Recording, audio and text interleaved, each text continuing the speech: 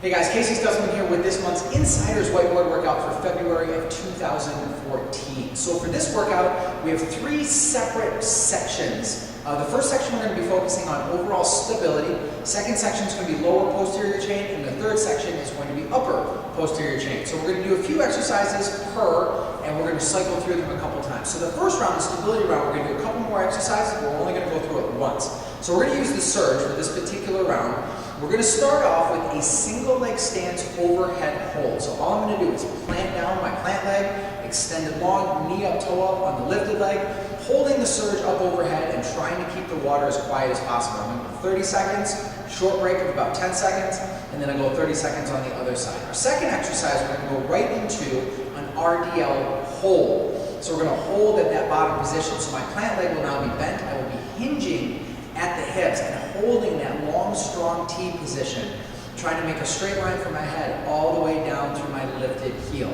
30 seconds on one side, short break, 30 seconds on the other side. After that, we're going to go back into an overhead position, but we're going to start to add a little bit of an oscillation. So what we're going to do there is we're going to come back to the first position that we started with originally, where I had my single leg planted, single leg hold, knee up, toe up on the other side, surges up overhead, but then I'm just going to start to kind of rock the boat a little bit. I'm just going to kind of churn it a little bit, side to side, so keep a good constant movement so the water is constantly churning and sloshing throughout. Not big movements, just small little perturbations. I'll go 30 seconds on one side, rest, and go 30 seconds on the other side. And then our final one, we're actually going to add a full water dump. So I'm going to go back to my right leg, I'm going to extend long through the plant leg, I'm going to go knee up, toe up on the other side, I'm going to hold the surge at chest level by the neutral handles, I'm going to turn it quarter turn, so all the water dumps to one side. Once I got everything in control, I'm going to turn it the other way, so all the water dumps out there. Now, obviously your knee is kind of out and in front and in the way a little bit, so you're going to have to move the surge out away from the body, which is going to put a little bit more demands on the trunk. Now, if that's too challenging, it's okay. Back it off a little bit and don't make the dumps as severe. So instead of going full vertical, I can just go until all the water's collected at one end, and then shift until all the water's collected at the other, and then you should be hitting the leg that's out in front. Now, if you want, you can repeat that whole sequence, or you can add a little bit more time to each exercise. Maybe if you want to increase the volume, or you're working with a group that's a little bit more advanced. After that, we're going to take a short break, a couple minutes, and we're going to go into our lower body posterior chain. So we have three different exercises here. All are going to be on the TRX suspension trainer.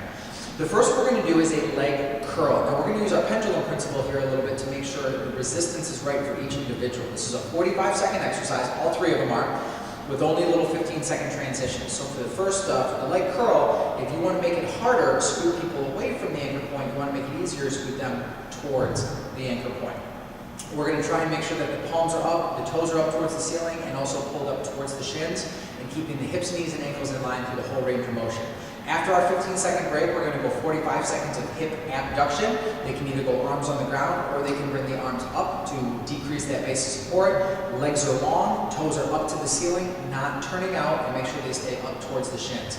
Little pause hold at the end range and draw them in, or if they want a little bit more challenge, just open, close, but keeping the legs on.